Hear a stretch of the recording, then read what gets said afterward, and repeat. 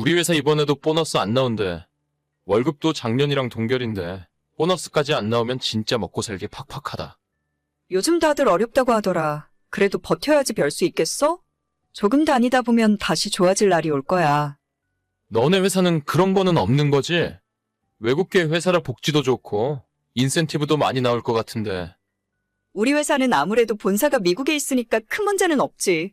작년에 실적이 좋아서 연봉도 다들 많이 올랐고, 올해도 인센티브는 문제없이 나올 것 같은데? 나도 외국계 회사로 들어갔어야 하는데.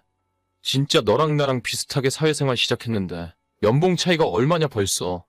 이러다가 너희 부모님이 나랑 결혼 못하게 할까봐 겁나네? 뭘 그런 생각을 벌써 하고 그래? 각자 열심히 노력하면 되는 거지. 그리고 나 아직 결혼 생각도 없어.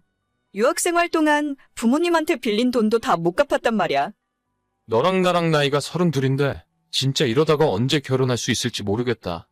버는 대로 열심히 모으고는 있는데 집 하나 구하기가 이렇게 어려워서야.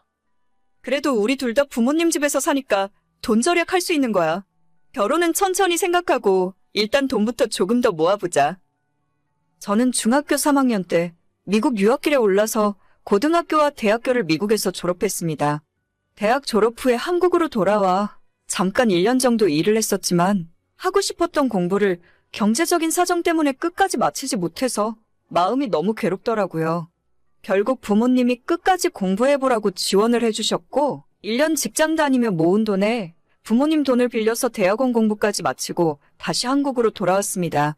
운 좋게도 미국에 본사가 있는 외국계 회사로 취직을 할 수 있었고 비슷한 경력을 갖고 있는 또래 친구들보다 많은 연봉과 복지 혜택을 받을 수가 있었어요. 저랑 동갑내기의 남자친구는 회사 생활을 하던 중 제 친구의 소개로 알게 되었는데 당시에 저는 부모님께 빚진 것도 갚아야 하고 남들보다 늦게 출발한다는 부담감 때문에 남자를 사귈 생각이 전혀 없었습니다. 하지만 꾸준하게 제게 관심을 표현하는 남자친구에게 저도 마음이 점점 이끌렸고 그렇게 지금까지 1년 반 정도의 시간 동안 좋은 감정으로 사귀고 있었죠. 올해 초부터 남자친구는 은근슬쩍 결혼 이야기를 자꾸 꺼내고 있길래 저는 아직 준비가 안 됐다고 수차례 이야기했지만 결국 지난달에 본격적으로 결혼하자는 소리를 하더라고요. 우리 더 시간 낭비하지 말고 결혼하자. 이렇게 성격도 비슷하고 모든 게 잘 통하는데 결혼해서도 잘 살 수 있을 거야. 저번에도 이야기했지만 나 진짜 준비된 게 하나도 없어. 회사 2년밖에 안 다녔는데 부모님에게 유학생활 하느라 빚진 돈 갚느라 모아둔 돈도 없어서 결혼 못해. 그거 안 그래도 내가 우리 부모님한테 이야기했더니 예전에 우리 부모님이 경기도에 아파트 사놓고 전세 주고 있는 게 있다면서 그거 주겠다 하시더라고. 그리고 내가 지금까지 모아놓은 돈이 6천만 원 정도 있는데 이 돈으로 리모델링 조금 하고 혼수 맞출 수 있지 않을까? 정 모자란 돈은 카드로 쓰고 나중에 갚으면 될 거 아냐? 그렇게 하면 내가 너무 죄송하잖아. 나 모아둔 돈 2천밖에 없어. 미안해. 나도 너랑 언젠간 결혼하고 싶긴 한데 이런 조건으로는 도저히 무리야. 내가 너희 부모님한테 죄송해서 이렇게는 결혼을 못할 것 같아. 그렇게 생각할 필요 없다니까. 너가 나보다 연봉이 2배로 높은데 장기적으로 봤을 때는 내가 땡 잡은 거지. 우리 부모님들도 너라면 안심이라 하셨고 모자란 거 있으면 뭐든지 말만 하라고 하셨어. 아무 걱정하지 말고 몸만 와도 돼. 진짜?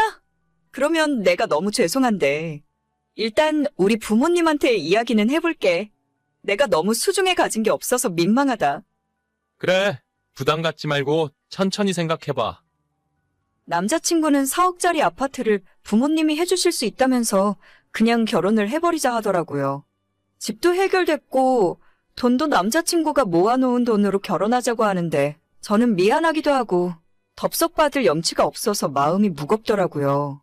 친정 부모님들에게 남자친구가 결혼하자고 한다고 이런 조건으로 결혼하자 하는데 어떻게 하는 것이 좋겠냐고 물어봤더니 저희 부모님이 선뜻 4천만 원을 제게 내어주셨습니다. 제가 대학원 졸업하고 나서 취직하고 지금까지 매달 꼬박꼬박 유학비를 갚아나가고 있었는데 부모님이 그 돈을 한 푼도 쓰지 않고 따로 통장에 모아두고 계셨나 봐요. 유학비는 부모님들께서 저한테 투자한 거라 생각할 테니 이 돈으로 결혼 준비 모자라지 않게 잘하라고 말씀하셨습니다. 얼떨결에 저도 6천만 원의 현금이 생겼고 이제는 크게 마음에 부담 없이 남자친구와 결혼 준비를 이어나갈 수 있었죠. 내년 봄에 지금 살고 있는 전세입자 계약이 끝나기 때문에 그 이후로 결혼식 날짜를 정했고 최근에는 예식장도 알아보고 리모델링을 해줄 인테리어 업체도 미팅하러 다니고 혼수도 열심히 구경하러 다녔어요. 이제야 진짜 결혼하는구나 실감이 나면서 마음이 설레기 시작하더라고요.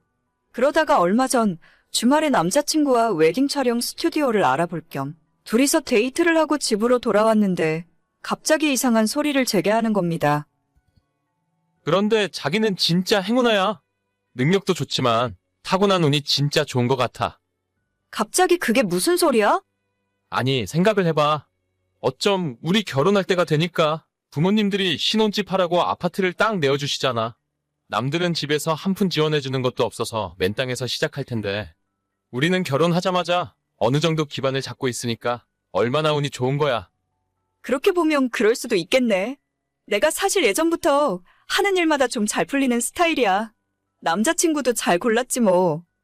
자기는 고등학교, 대학교, 그리고 대학원까지 전부 미국에서 나온 거지? 중학교 때부터 미국에서 살았다고 했나? 그랬지. 중학교 3학년 때 건너가서 대학 졸업하고 잠깐 한국 들어왔었어. 내가 이전에도 몇 번 이야기했을 텐데. 그럼 그동안에 미국에서 미국 남자들도 많이 만나봤어? 그쪽은 아무래도 개방적이니까 남자 여자 만나고 헤어지는 게 자유롭잖아. 지금 여기서 그런 이야기가 왜 나와? 내가 과거에 어떤 남자를 만났건 너한테는 이야기할 의무 없어.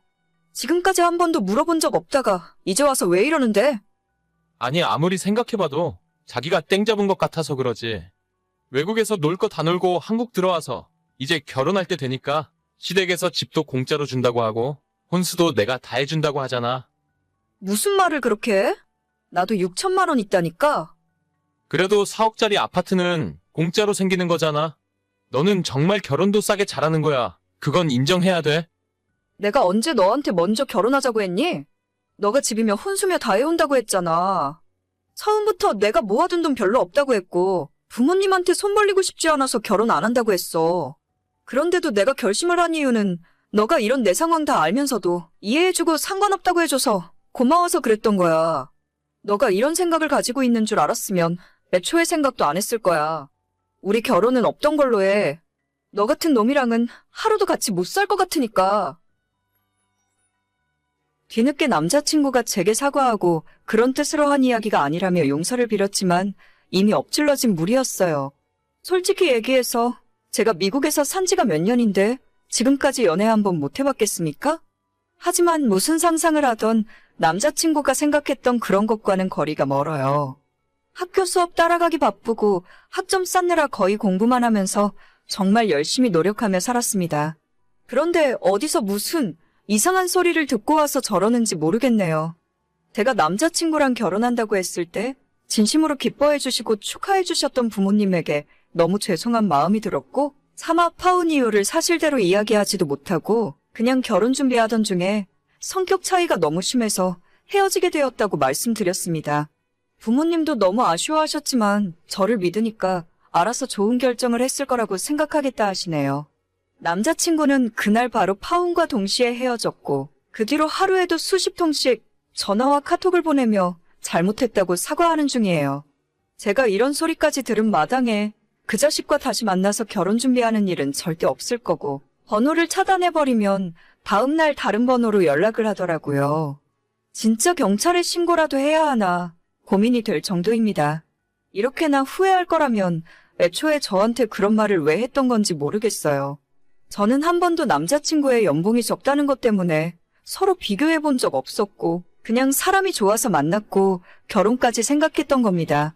아마 그쪽 부모님들께서 아파트를 주지 않으셨더라도 우리 둘 사이에 확신만 있다면 결혼했을 거예요. 하지만 이제는 믿음이 다 깨져버렸고 아파트가 아니라 빌딩을 가져온다고 해도 저런 사람과는 결혼 생활할 수 없습니다. 결혼 전에 저런 이야기를 해서 저한테 기선제압을 하고 싶었던 것 같은데 생각을 잘못해도 정말 단단히 잘못 생각했네요. 그렇게 나랑 결혼하는 게 손해보는 것 같으면 애초에 왜 결혼하자고 죽자 살자 매달렸는지 스스로 다시 한번 생각해봤으면 좋겠네요. 오늘의 사연은 여기까지입니다. 구독과 좋아요, 알림 설정은 많은 힘이 됩니다. 다들 행복하시고 좋은 하루 되세요.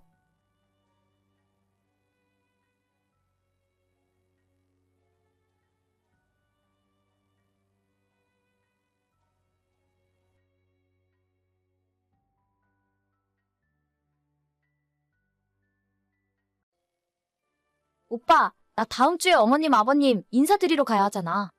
이번 주말에 같이 백화점 좀 가자. 백화점은 왜? 옷 사려고?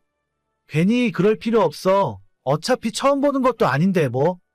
아니, 그게 아니고 나 가방 하나 사려고. 생각해보니까 앞으로 결혼 준비하면서 이런 자리가 계속 생길 텐데. 제대로 들고 갈 가방이 없는 것 같아.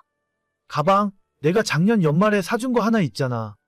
자기가 가방 사달라고 하도 이야기해서 무리해서 사준 건데. 그건 평소에 들고 다니는 용도지. 200만 원 밖에 안 하는 거잖아. 앞으로 어른들한테 인사도 다녀야 하고 내 친구들한테 청첩장도 돌려야 하는데. 제대로 된 가방 하나는 있어야 하지 않겠어? 그래서 대체 얼마짜리 가방을 사고 싶다는 건데? 내가 사준 것도 수입 명품이야. 별로 대단한 건 아니고. 그냥 딱 기본템 살 거야. 한 800만 원 정도 할걸? 뭐? 800만 원? 그건 너무 비싼 거 아니야? 지금에 와서 굳이 그런 가방이 필요한 건가? 그냥 기본템이라고? 뭐 대단한 가방 산다는 게 아니라 딱 그게 기본이야. 그리고 내 돈으로 사는데 뭐가 걱정이야. 오빠한테 사달라는 것도 아니잖아. 너 결혼 자금 부족하다고 하지 않았어? 모아둔 돈이 많지도 않다면서. 그래도 4천 정도 있어. 걱정하지 마. 내가 이 정도 가방 하나 살 돈 없을 것 같아? 아니, 그게 아니라 너 어머님한테 지금 자취방 구하느라 보증금 2천만 원 빌렸다면서? 그럼 방 뺄 때 그 돈은 갚아야 하는 거 아니야? 그 돈은 갚아야지. 엄마 돈이니까. 그럼 딱 2천 남는 거잖아. 거기서 800만 원으로 가방을 사겠다고? 지금 굳이 필요한 것도 아닌데. 나한테는 중요한 문제라니까? 결혼하고 나면 앞으로 내가 이런 가방을 어떻게 사? 애도 낳아야 하고. 얼마 안 되는 오빠랑 내 월급으로 살림하다 보면 팍팍해서 가방을 어떻게 사겠어? 우리 신혼집은 내가 알아서 한다고 치더라도 적어도 너가 혼수는 해야 하는 거 아니야? 1,000만 원으로 대체 그걸 어떻게 다 할 생각이야? 적당히 꼭 필요한 것만 하면 돼. 그리고 비싼 가전제품은 카드로 긁으면 되잖아. 어차피 결혼하고 나서 갚으면 그만이고. 너 지금 그게 말이 되는 소리라고 생각해? 안 될 건 또 뭔데? 어차피 내가 알아서 한다니까. 오빠한테 돈 내달라는 소리 안 할게. 가방도 내가 알아서 하고 혼수를 카드로 긁든 말든 내가 알아서 해. 오빠한테 돈 달라고 안 할 테니까 잔소리 좀 하지 마. 그래도 우리 결혼 준비 시작하는 이 상황에서 내가 어떻게 걱정이 안 되겠어? 그 정도로 큰 금액을 쓰는 건데 나랑 미리 상의는 할 수 있는 거잖아. 우리가 결혼을 한 다음이면 내가 오빠한테 허락을 받던 이야기를 미리 하는 게 맞겠지? 근데 아직은 아니잖아. 오빠가 나한테 이래라 저래라 할 권한이 없다고. 그런가? 아무리 그래도 난 좀 걱정되는데. 아, 됐어. 자꾸 이래저래 이상한 소리 하면서 초칠 생각이면 오빠는 오지 마. 그냥 내 친구 불러서 갔다 올 테니까. 2년 넘게 만난 여자친구와 결혼을 준비하고 있었어요. 여자친구는 평소 자기 친구들이나 주변 시선을 많이 의식하는 편이긴 해도 기본적으로 착한 사람이라 생각하고 있었습니다. 저랑 취미도 같고 통하는 부분도 많아서 결혼하고 나서도 즐겁게 잘 살 수 있을 것 같았어요. 하지만 제 여자친구는 모아둔 돈이 별로 없었습니다. 비싼 사치를 부리는 편은 아니었지만 친구들이랑 같이 해외여행도 자주 다녔고 오마카세니 호캉스니 뭐니 남들 하는 건 다 하려고 하더라고요. 연애할 때는 그런 부분까지 제가 이래라 저래라 할 수 없어서 뭐라 말 못하고 있었지만 결혼을 준비하는 지금에 와서는 돈을 좀 아껴 쓰라고 말을 할 수도 있잖아요. 저는 결혼 준비 자금으로 1억 5천 정도 돈을 모아놨고 우리 부모님도 신혼집 구할 때 부족한 돈을 보태주시겠다고 이미 말씀을 하셨어요. 하지만 여자친구가 가진 돈은 겨우 4천만 원이 전부인데 그마저도 지금 살고 있는 자취방 보증금 2천만 원은 다시 부모님께 갚아야 하는 돈이라 하더라고요. 그런 상황이니 결혼 자금을 보태준다거나 하는 기대는 일찌감치 접었습니다. 이 와중에 여자친구는 800만 원짜리 가방을 반드시 사야겠다고 우겨서 결국 혼자 백화점을 가더니 현금 주고 사왔어요. 어때? 아까 카페에서 다들 내 가방 쳐다보는 거 봤어? 이 정도는 들고 다녀야 나도 기가 좀 살지. 그랬어. 누가 쳐다보는 거 못 봤는데. 이래서 남자들이 둔하다는 거야. 여자들은 안 보는 척하면서 곁눈질로 다 훔쳐본다니까. 자기들은 이런 가방 절대 못 사니까 부러워서 쳐다보는 거지. 그렇게 갖고 싶다고 하더니 이제 만족해? 엄청 좋지. 역시 여자는 이런 가방 하나 정도는 있어야 해. 너가 그렇게 좋아하니까 다행이네. 근데 자기야, 나도 뭐 하나 사고 싶은 게 있는데. 오빠도? 오빠 명품 같은 거 별로 안 좋아하잖아.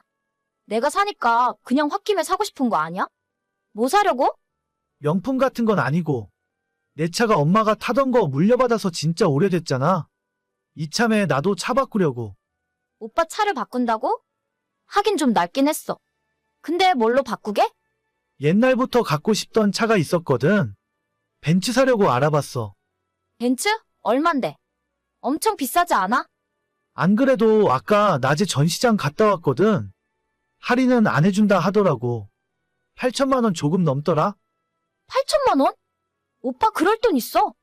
5천 정도는 현금으로 넣고 나머지 3천은 할부 돌리려고. 아, 그래서 말인데. 우리 신혼집 말이야. 아파트 말고 작은 빌라에서 시작해도 되겠지? 왜? 차 사느라 돈이 부족해서 그래? 아니, 저번에 인사드리러 갔을 때 어머님, 아버님이 돈 걱정하지 말고 집 알아보라고 했잖아. 아, 그때는 그랬는데. 내가 벤츠 산다고 하니까 한심하다면서 돈 한 푼도 못 해주시겠대? 1억으로 얻을 수 있는 전셋집 찾아보니까 서울 근처엔 없더라? 그래도 경기도 쪽으로 나가면 빌라 정도는 얻을 수 있을 것 같아. 아니, 원래 아파트 사주시기로 하셨잖아. 벤츠를 안 사면 안 돼? 그걸 꼭 지금 사야 하는 이유라도 있어? 나도 가만 생각해보니까 결혼하고 나면 이런 차 평생 못 타볼 것 같더라고. 지금까지 계속 엄마 차, 아빠 차 물려받아서 타고 다녔는데 나도 외제차 한번 타보고 싶어. 그러니까. 그걸 꼭 지금 해야 하냐고. 우리 결혼을 앞두고 있는데. 왜? 너도 좋지 않아? 어차피 아파트에 혼수 넣으려면 너가 가진 돈으로 택도 없을 거 아니야? 빌라 들어가면 혼수 많이 할 필요도 없어. 너가 가진 1,000만 원이면 충분히 다 하고도 남을걸? 아니, 누가 신혼집을 그런 거지 같은 곳에서 시작해? 난 아파트에서 사는 줄 알았는데. 내 친구들한테도 다 그렇게 얘기했단 말이야. 뭐 어쩌겠어. 우리 부모님이 절대로 돈 안 해주신다고 하더라. 나중에도 재산 달라고 할 생각 말래? 전부 형한테 다 줄 거라더라? 그게 말이 돼? 빨리 어머님, 아버님한테 벤츠 안 산다고 해. 벌써 계약했어. 아까 낮에 가서 시승하고 바로 계약했지. 뭐? 그런 걸 왜 나한테 상의도 없이 오빠 맘대로 하고 그래? 나 절대 이상한 곳에서 신혼생활 시작할 생각 없어? 빨리 계약 취소해. 안 그러면 나 오빠랑 결혼 안 해. 싫어. 난 외제차 타고 싶어.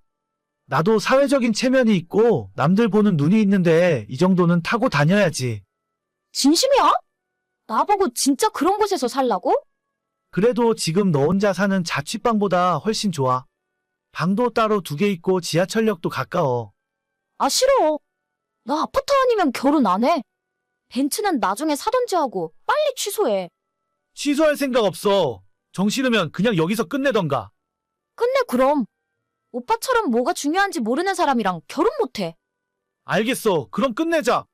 내가 먼저 연락하는 일 없을 테니까 내 번호 지워.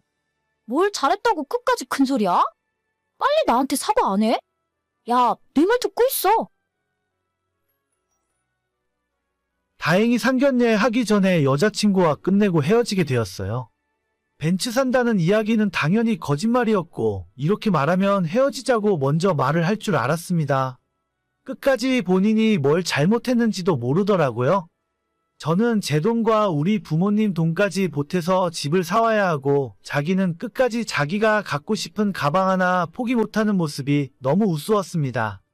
제가 차 사겠다고 말을 했을 때 그때라도 눈치채고 잘못했다고 먼저 사과를 했으면 제 마음이 변했을지도 모르지만 이젠 미련 없이 끝낼 수 있겠네요. 오늘의 사연은 여기까지입니다. 구독과 좋아요, 알람 설정은 많은 힘이 됩니다. 다들 행복하시고 좋은 하루 되세요.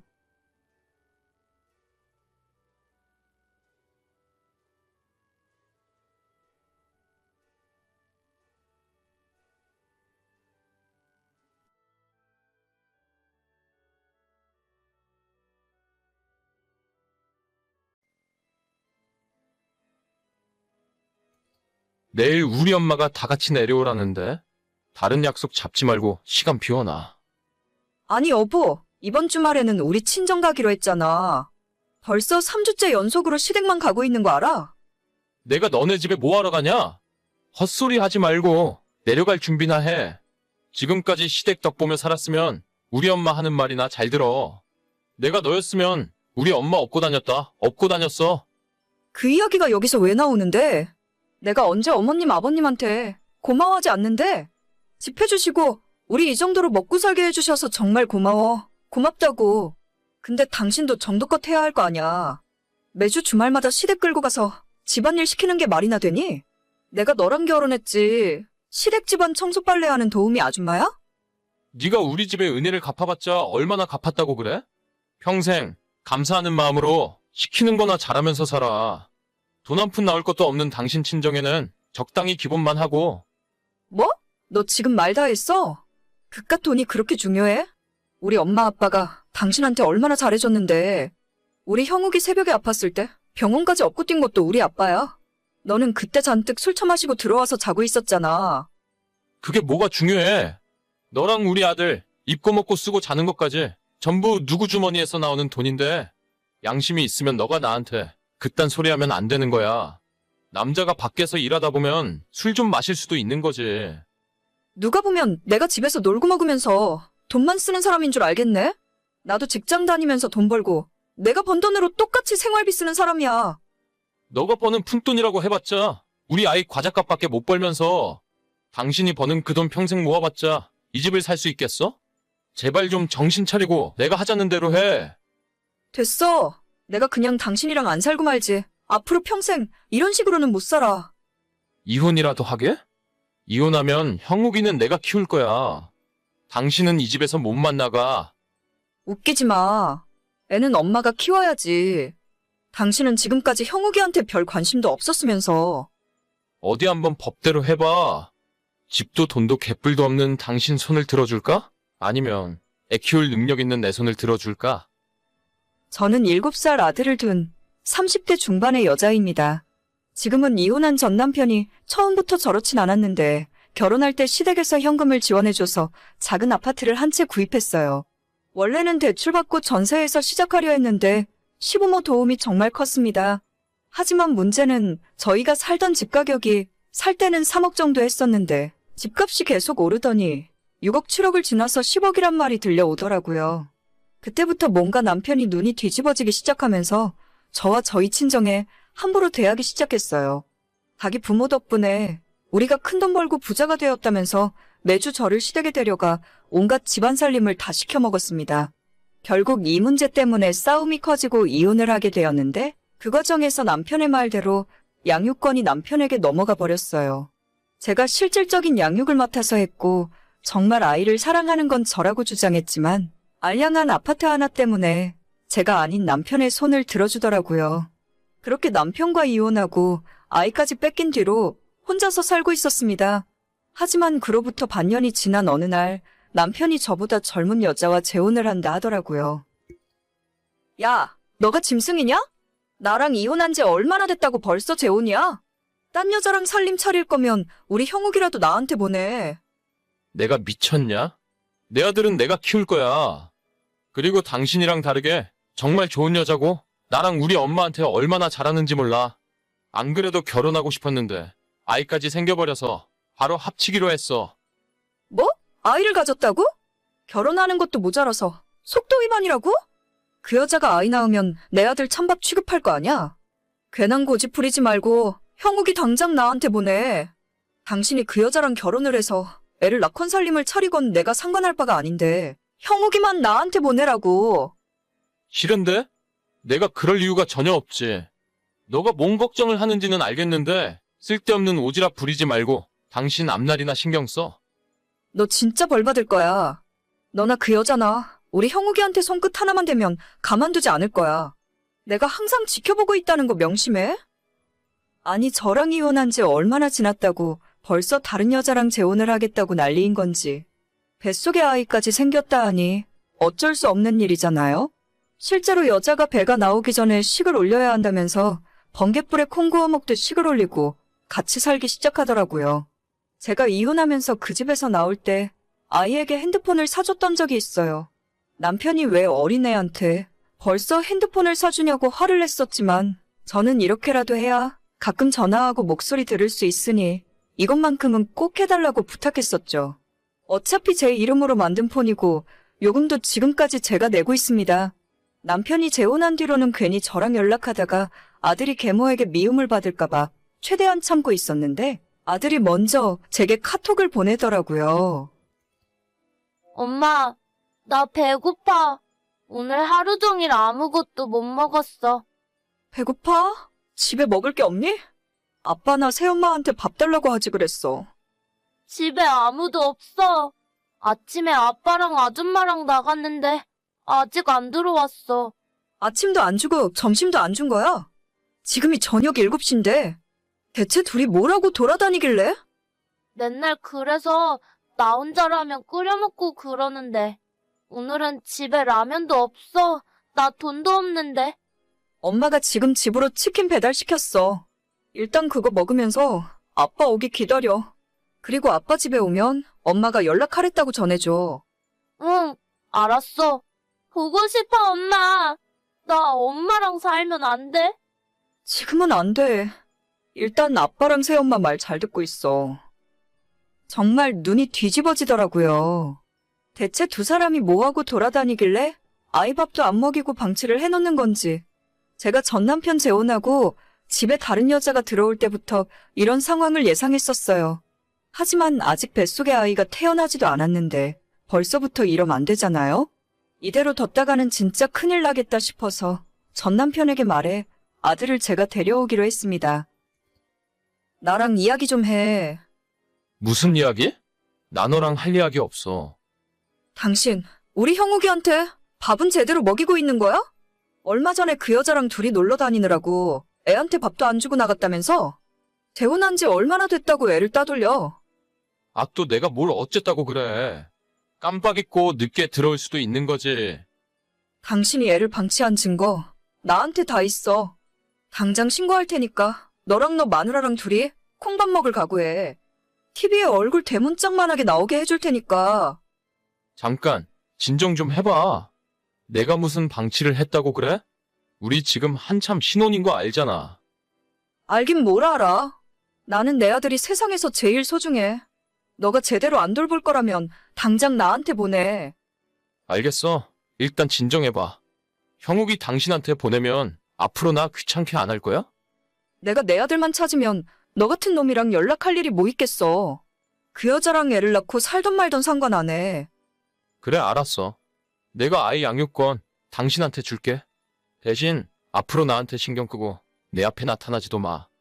그래, 형욱이만 보내면 나도 당신한테 볼 일 없어. 그렇게 저는 제 아들을 다시 찾을 수 있었고 지금은 친정 부모님 댁 근처에서 아이와 함께 살며 행복하게 지내고 있습니다. 전 남편은 결국 지난 봄에 그 여자와 아이를 낳았고 행복하게 사는 듯 보였어요. 항상 아이와 함께 셋이 찍은 사진이 계속 올라왔고 아마 그 집에 아직 저희 애가 있었다면 완전 찬밥 신세였겠죠. 어차피 이혼했고 이젠 아이 아빠도 뭣도 아니니까 그냥 잊고 살려 했는데 최근 전 남편에게 이상한 연락을 받았어요. 선이야, 나 어쩌면 좋냐? 갑자기 뭔 소리야? 우리 이제 서로 연락 안 하기로 했잖아. 애가 100일 지났을 때 우리 엄마가 그러시더라. 너무 나를 안 닮았으니 유전자 검사라도 해보라고. 설마 하는 생각으로 아내 몰래 해봤는데 내 아들이 아니래. 세상에 믿을 사람 없다더니 나 이제 어떡하지? 그걸 왜 나한테 물어? 당신 인생이니 당신이 알아서 해야지. 번호 차단할 테니까 괜히 시덥잖은 일로 나한테 연락하지 마. 그 뒤로 정말 번호 차단하고 전혀 소식 듣고 있지 않아요. 이전까지 매일마다 올리던 아이 사진이 싹 지워진 걸 봐서는 아마 이혼하려는 거겠죠. 그러던지 말던지 이제 저와는 아무 상관이 없습니다. 다시는 제 아들 뺏기지 않을 거고 전 남편과 재결합하는 일도 없을 테니까요. 제가 돈을 평생 벌어도 살 수 없다던 그 잘난 집에서 혼자 살게 됐으니 참 행복하겠네요. 오늘의 사연은 여기까지입니다. 구독과 좋아요, 알림 설정은 많은 힘이 됩니다. 다들 행복하시고 좋은 하루 되세요.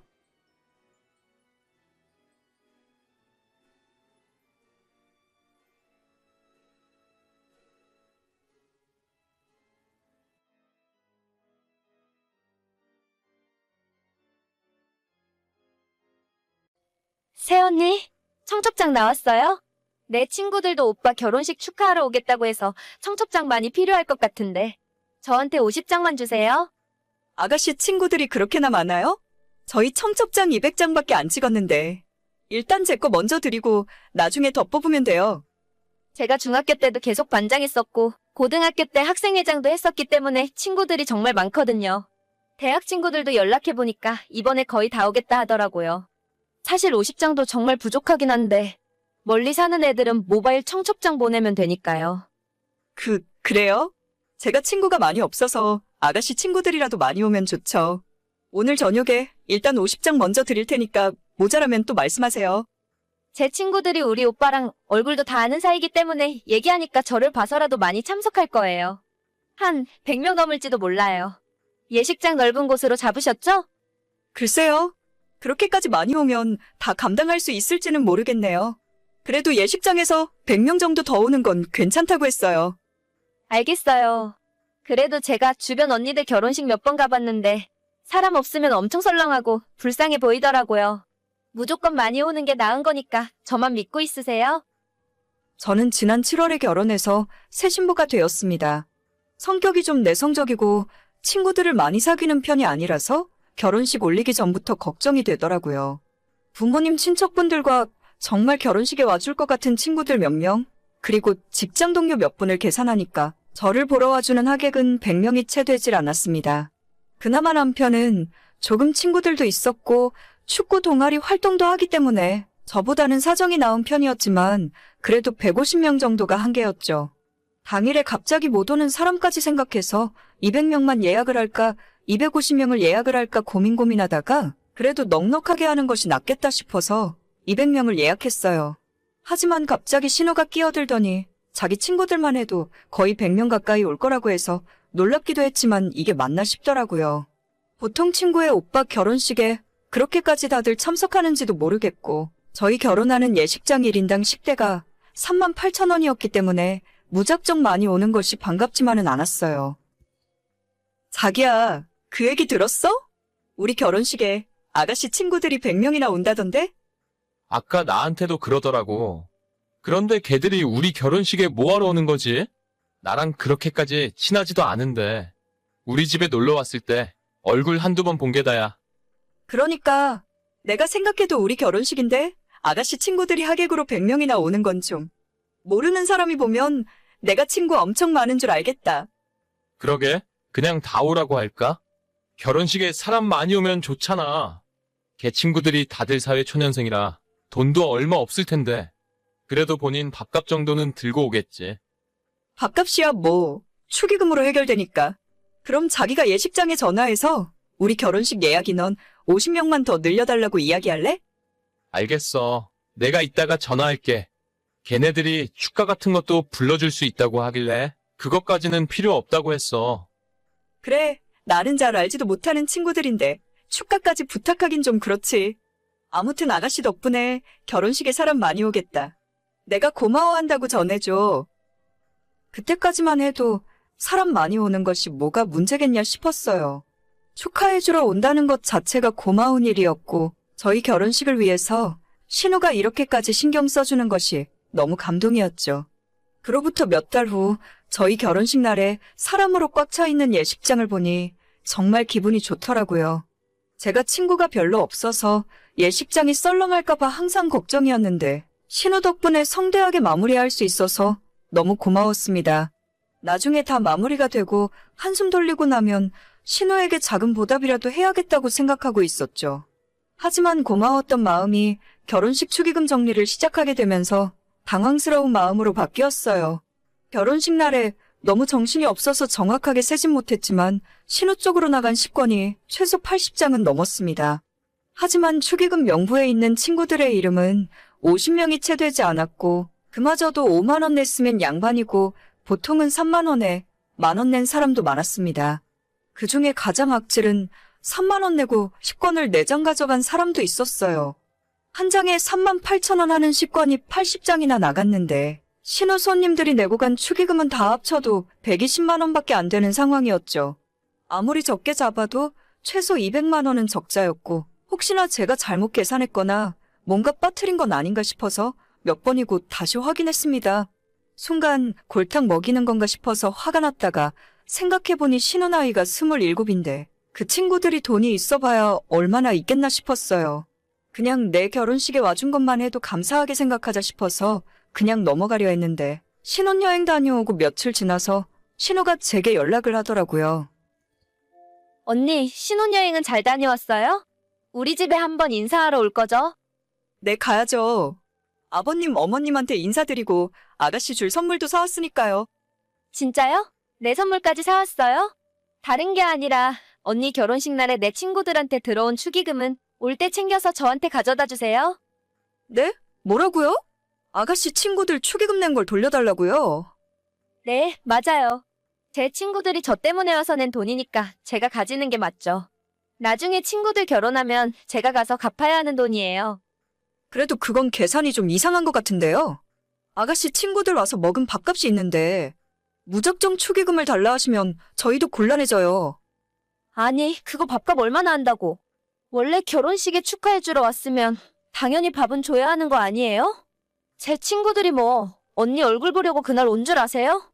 안 와도 되는 결혼식인데 저 때문에 그렇게 사람 많이 왔으면 고마운 줄 알아야지.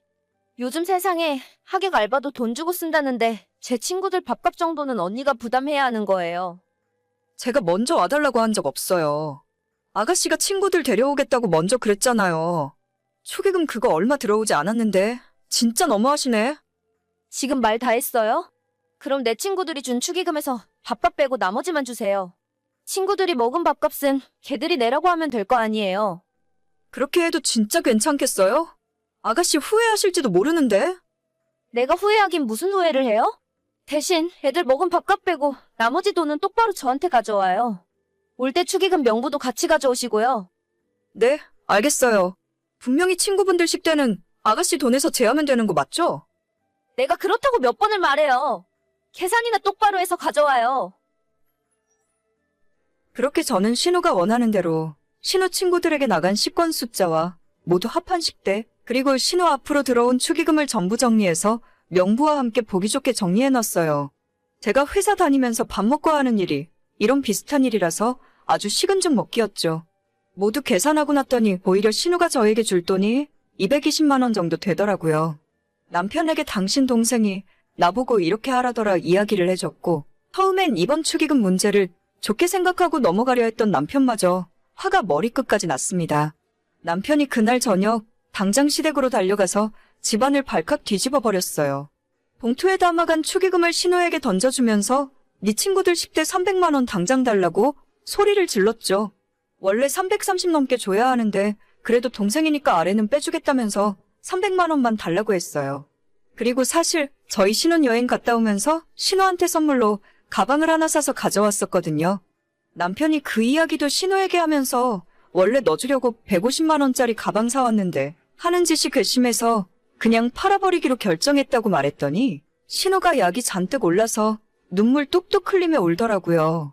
저 진짜로 신우한테 고마워하는 마음도 있었고 앞으로 잘해주려고 생각했었어요. 신우 친구들한테 들어온 축의금이 생각보다 너무 적었지만 그래도 와준 것만 해도 고맙게 생각하면서 돌아오는 길에 신우 가방을 사자고 한 것도 남편이 아닌 저였습니다. 서로 좋은 게 좋은 거라고 내 쪽에서 먼저 마음 열고 다가가려 했는데 신우가 이런 식으로 싸가지 없게 나오면 앞으로 저도 똑같이 해줄 거예요. 300만 원 정말 줄 때까지 맨날 이야기할 거고 끝까지 받아낼 겁니다. 자기 친구 많다고 그렇게 자랑하더니 신우 주변에 멀쩡한 사람은 하나도 없는 것 같네요. 오늘의 사연은 여기까지입니다. 구독과 좋아요, 알림 설정은 많은 힘이 됩니다. 다들 행복하시고 좋은 하루 되세요.